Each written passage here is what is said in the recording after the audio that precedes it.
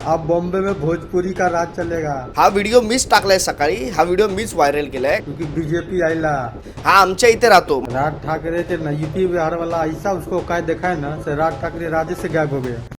ती सगळी गोष्ट मला तुम्हाला आज सांगायचं आहे।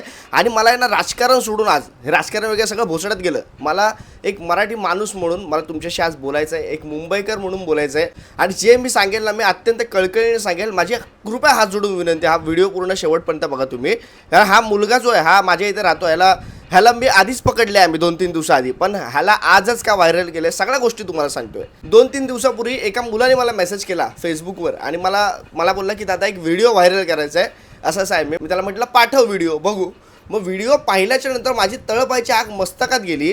काय बोलतोय तो, बीजेपीचं सरकार आहे, आता इथे काय आमचंच चालणार, आता तुम्हा सगळ्यांना भोजपुरी शिकावे लागेल, आम्ही काय प्रयत्न करू बघू जमलं तर, नाही तर तुम्हाला तर शिकावेच लागेल भोजपुरी, या देशाचा पंतप्रधान आम्हीच बसवतोय। हे कुठून येतं यांच्याकडे, हे कुठून आलेत? हे 2-4 हजार महिलावरून इकडे येऊन आपल्याकडे दादागिरीची भाषा आपल्यावरच करतायत। म्हणजे आपली हिंमत तरी होईल का यांच्या राज्यात जाऊन असं बोलायची? यांची हिंमत कशी होतीये? ह्याच्या मागे काय कारण आहे? मला असं वाटतं ना हे कोणाशी जेव्हा पाठिंब्याशिवाय होत नाही, कोणाशी जरा आधार असेल त्याशिवाय होत नाही। हे कुठला राजकीय पक्षांना आधार देतो आपल्या सगळ्यांना माहिती आहे। मला वेगळं दुसरं त्याचं काय सांगायचं नाही आहे। मला फक्त एकच सांगायचं आहे, मराठी माणूस स्वतःला अनसेफ ठेवतोय, त्याला माहितीच नाही आपण कोण आहे। नका पडू तुम्ही राजकारणात, नका इतर सगळ्या गोष्टीमध्ये। तुम्ही मराठी माणूस आहात ना, तो तुम्ही मराठी माणूस हे तुम्ही काय होता हे मला असं वाटतं तुम्ही एकदा वाचा, इतिहासात जा। तुम्ही या भारत देशासाठी, मराठी माणसाने या भारत देशासाठी काय केलं आहे, भारत देशाला काय दिलं आहे हे वाचा। बरेच हिंदी रील्स पण फिरत असतात, तुम्ही पाहिलं पण असतील, ऐकलं असतील, मराठा साम्राज्य, मराठी माणसांनी या देशासाठी काय केलं आहे, मराठी माणसांनी या मुंबईसाठी रक्त सांडलं आहे, मराठी माणसाने महाराष्ट्रासाठी रक्त सांडलं आहे। आणि आज तोच मराठी माणूस त्याच्याच राज्यात येऊन, त्याच्याच मुंबईमध्ये येऊन कोण काय बोलतंय आपण तरी शांत बसून राहतोय। आणि ज्याच्यावर जर कोणी त्याला बोललं, आज आमचे महाराष्ट्र सैनिक भूषणदादा फडतरे सारखे असे जे महाराष्ट्र सैनिक त्यांना मग जाब विचारतायत, त्यांना मग फटके देत आहेत, मग त्यांना आपण गुंडे ठरवतोय। पण तुम्ही आमच्या इकडे येऊन दादागिरी आमच्यावर करताय ते चांगलं, मला गोष्टच कळत आहे। हा मुलगा जसं तुम्हाला सांगितलं, मला फेसबुकवर त्यांनी व्हिडिओ पाठवला, मी बोललो नाही मला आत्ताच्या आत्ता हा व्हिडिओ टाकू दे, याचा रुबाब काय एवढा वाढतोय, कोण आहे हा, आणि हा काय आम्हाला सांगतोय की आता आम्ही संपल्यात जमा झालो असं म्हणून आम्हाला उद्देशतोय तो की बाबा रे आता मराठी संपला, आता आमचीच राज्य आहे, आमचं बीजेपी आहे, आणि त्याच्यामुळे आता आम्हीच जे काय करायचं ते करणार। मराठी माणूस काय चुती आहे का?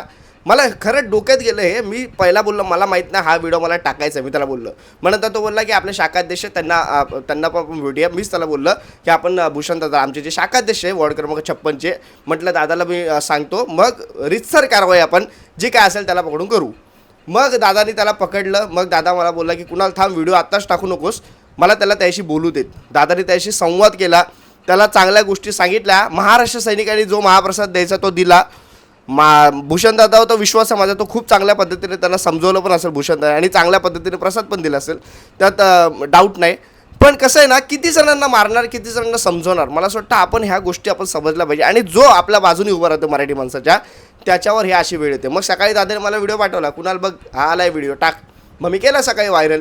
मला सांगायचं ही गोष्ट, पहिला तर मला एक व्हिडिओ टाकला होता, म्हणजे अर्धाच जो टाकला होता, त्याच्यानंतर जो अजून एक भाग त्यांनी मला पाठवला, त्यात तो काय काय बोललाय रे देवा, माझी तळपायची आग खरंच मस्तकात गेली होती। मी म्हटलं हे मराठी माणसाला आता कळू दे, ही काय चूक केली ना मराठी माणसाने, ही घोड चूक आहे, ही साधी चूक नाही आहे। ह्यांचा रुबाब हा किती वाढला आहे हे मला असं वाटतं आपण ऐकलं पाहिजे, हे त्या व्हिडिओमध्ये बघितलं पाहिजे। तुम्ही पूर्ण व्हिडिओ पाहिला नसेल माझ्या चॅनलवर पहा, मी टाकलाय, सकाळीच टाकलाय, काय काय बोललाय ना तो, हे म्हणजे आपण कोण आहोत ना याचा मला आता खरं मी पहिला माझ्या डोक्यात आला विचार की आपण ह्या मराठी माणसाने विचार केला पाहिजे, आपण कोण आहोत, आपण भारत देशासाठी, आपल्या मुंबईसाठी, आपल्या महाराष्ट्रासाठी मराठी माणसाचं नेतृत्व काय होतं, काय आहे, काय राहिलं पाहिजे, हे मला असं वाटतं। आज सन्माननीय स्वर्गीय बाळासाहेब ठाकरे यांची जयंती आहे आणि हे आज ऐकायला मिळते। मला खरंच दुःख वाटतंय या मराठी माणसाबद्दल। आज राजसाहेबांनी पण सकाळी पोस्ट टाकली, बाळासाहेबांचं नाव हे असेल जसं आज छत्रपती शिवाजी महाराजांचं नाव आहे, तसं 300 वर्षानंतर पण बाळासाहेबांचं नाव असेल, 200 वर्षानंतर पण असेल, पण तो मराठी माणूस बाळासाहेबांचं नाव घेणार तो जिवंत असेल का,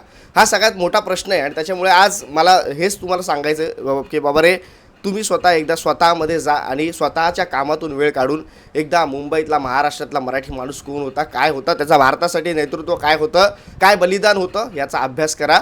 आणि मग तो अभ्यास केल्याच्यानंतर तो डोक्यात तुमच्या अभ्यास भिनल्याच्या नंतर तुम्हाला स्वतःला वाटेल की अरे हे कोण आहेत, हे कोण आमच्या इथे येऊन आमच्यावर रुबाब करतायत, तेव्हा तुमच्या आतमधला तो मराठी माणूस, तुमच्या आतमधलं रक्त जे आमचं सळसळते म्हणून आम्ही बोलतोय ना, ते तुमचं तेव्हा सळसळे आणि तेव्हा तो मराठी माणूस एक होईल.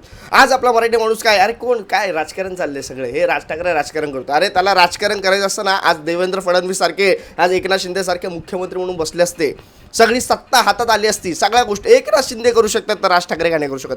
साधं लॉजिक आहे ना डोक्यात घ्या. मी आजपर्यंत त्यांना का पाठिंबा देतोय, आज सत्ता आपण दिले ना, मराठी माणूस त्यांच्यासोबत राहिला नाही, पण तरी पण एक पोस्ट त्यांनी टाकली, अमित साहेबांनी पोस्ट टाकली की मराठी माणसाने जरी आमची साथ सोडली असेल तरी आम्ही मराठी माणसाची साथ सोडणार ना, मराठी माणसासाठी झटत राहू.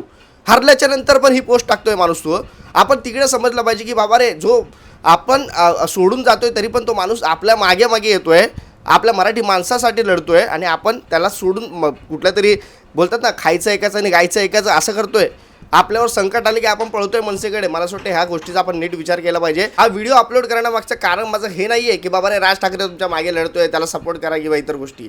हा व्हिडिओ टाकण्यामागचं कारण आहे की मराठी माणसं आहेस ना, झोपलायस ना, तो आता उठ आणि जागा होऊन बघ बाबा रे, तुझ्या घरात घुसला हा परप्रांतीय घरात घुसून 2-2, 2.5 हजार महिलावरून इकडे येऊन तुझ्या दारात उंबरड्या उभं राहून हे तुला सांगतोय. हे राज ठाकरेंना नाही सांगत आहे, मराठी माणसाला सांगतोय की चल तुझा अंत झालाय, आता तू मेलास, आता तू संपलास आणि आता हेच आपल्याला डोक्यात घ्यायचं आहे आणि आपण कोण होतं ह्याचा विचार करून आपल्याला आता एकत्र यायचं आहे. मला तुम्हाला जास्त काय बोलायचं नाही आहे. नीट माणूस असाल तर नीट विचार कराल. तुम्ही जर काय निर्लज्ज असाल, तुम्हाला संपायचं असेल तर बाबा रे असं संपा. मला बाकी काहीच बोलायचं नाही. तुम्हाला काय वाटतं मला कमेंटमध्ये नक्की सांगा. तुर्तास थांबतो. जय हिंद, जय महाराष्ट्र.